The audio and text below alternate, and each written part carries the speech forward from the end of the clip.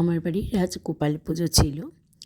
এই গোপাল পুজোটা যেটা দক্ষিণ দিনাজপুরে বালুরঘাটের রীতি, আমি যেহেতু ওখানকার মেয়ে সেহেতু আমি এই গোপাল পুজোটা করি।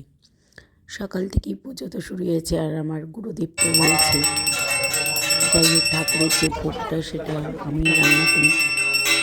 খিচুড়ি, তরকারি, পায়েস, মিষ্টান্ন যা কিছু রয়েছে সব কিছু করে কিন্তু ঠাকুরকে ভোগ দেওয়া হয়। সেই ভোগটাও কিন্তু আমি সাজিয়ে নিয়ে ঠাকুরকে নিবেদনের জন্য বেড়ে দিলাম। তার সাথে দুপুরবেলা আমার যারা বন্ধুরা নিমন্ত্রিত করেছিলাম তারা সবাই এসেছিল।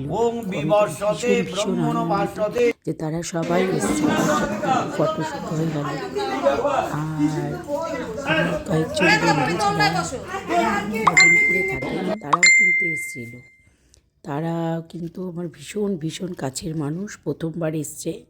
আর আমাদের পুজোর মেনুতে ছিল ফ্রায়েড রাইস, আলুর দম, ধোকা, চাটনি, পায়েস।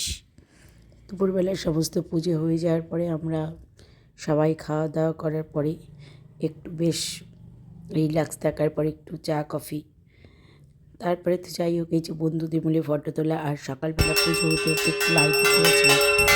এভাবে কিন্তু দিনটা বেশ ভালোই কাটে।